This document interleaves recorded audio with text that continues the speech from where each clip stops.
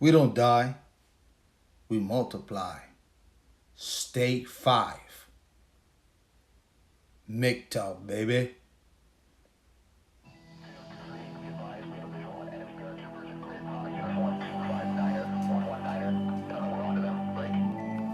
The Trojan horse is a story from the Trojan War about the subterfuge that the Greeks used to enter the independent city of Troy and win the war. In the canonical version, after a fruitless 10-year siege, the Greeks constructed a huge wooden horse and hid a select force of men inside, including Odysseus. The Greeks pretended to sail away, and the Trojans pulled the horse into the city as a victory trophy. That night, the Greek force crept out of the horse and opened the gates for the rest of the Greek army, which had sailed back under the cover of night. The Greeks entered and destroyed the city of Troy, ending the war. Gentlemen, the modern Trojan horse is all around you. You have grown up with it. The modernity of the Trojan horse is feminism. It's gynocentrism. It's the illusion of a vote. It's you allowing yourself to believe that they would allow you to determine their future. This is the Trojan horse. The modern terminology of the Trojan horse has changed very little. It still means exactly what it meant then. The political, ethical, and moral Trojan horses have converged to form the landscape that you currently live in. This has produced a series of events that focus entirely on greed, apathy, and avarice. These things appeal to the lowest common denominator in the weakest portions of your community.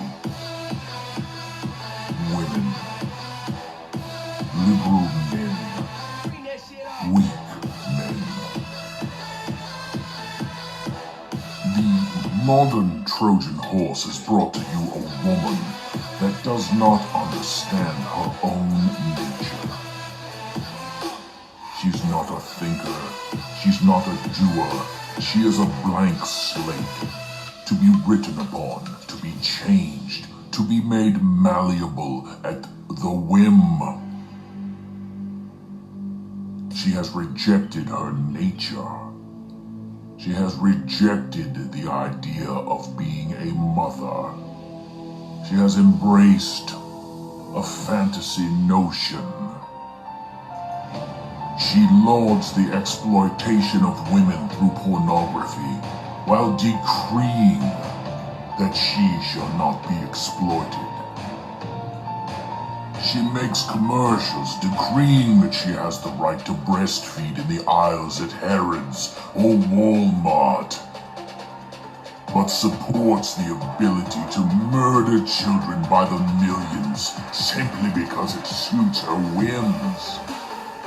You are the ones that are responsible for ushering in the Trojan horse. You have accepted cynicism as optimism. You have conceded that the insane and inane shall now represent you as your new normal. Your corruption, your immoral and unethical behavior did not happen as a group. It was not cast upon you. You accepted it, one man at a time. It will never be easier than it is right now, at any point in time, than it has ever been to be morally and ethically bankrupt, and to have it accepted. The hardest thing that you will ever do in your lifetime. in this generation currently is to stay the course, to be a moral and ethical man, one that is not corruptible. You have but to look around you and see how the Trojan horse has all but swallowed humanity. There is a glimmer of hope, just a glimmer. For every man that goes to Midtown, that finds and ingests the red pill, that becomes a monk, that reclaims his moral authority over himself, deprives this system of one more willing acolyte. You have that ability, men. And it is clear that looking around you, you now have a mandate to do it.